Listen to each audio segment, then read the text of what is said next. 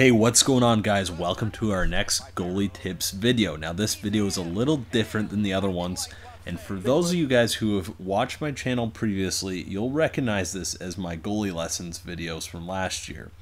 I think this type of video is way more beneficial than teaching you things like post play or how to save cross creases, since the basics of those haven't really changed in a while. Now also, stay tuned until the end of my video for something really special and unique that I'm going to introduce to you and hopefully do more of in the future. I really want to make sure my channel stays relevant and fresh, so I will not be doing a post-play video this year. It hasn't changed at all. It hasn't changed in a long time, and in fact nothing is really all that different for the last couple of years. That's why I'm going to aim to switch it up this year and do something new for you guys.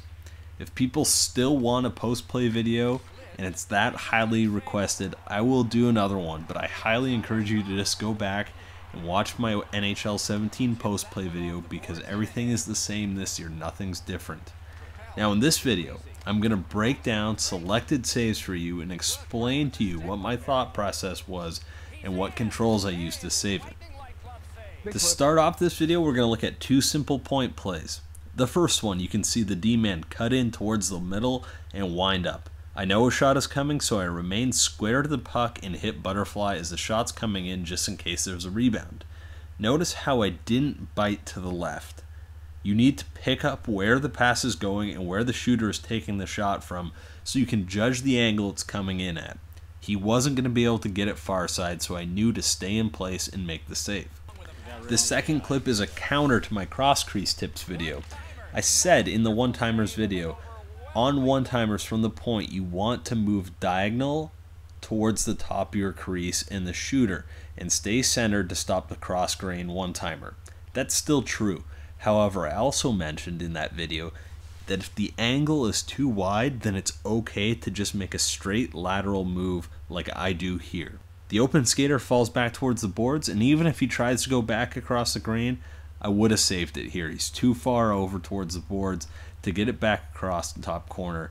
So I make the right move here and just move laterally with the left stick and make a nice split saves. And luckily we avoid disaster here on an otherwise disgusting display of automatic animations. Now these next clips may seem pretty basic, but some thought definitely goes into these. It's knowing when to challenge a shot and prepare for a cross-grain shot. This first shot, there is no open man. My D-men are clogging the slot and shutting down the cross-grain snipe, so I know it's okay to challenge and move aggressively to my glove side for the save. Next, let's look at this blocker save. It's pretty easy, but we all know that blocker saves are never all that easy because of the bad animations you get when you're moving. This save was more done off of knowing my opponent than anything else. This left D-man, THREES, arguably one of the best lefties in the EASHL, he loves to throw shots on net and loves to hit the blocker side shots.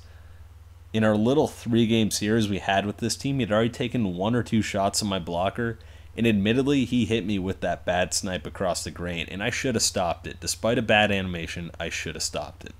So this time I see him cutting to the slot, and I know what he's thinking.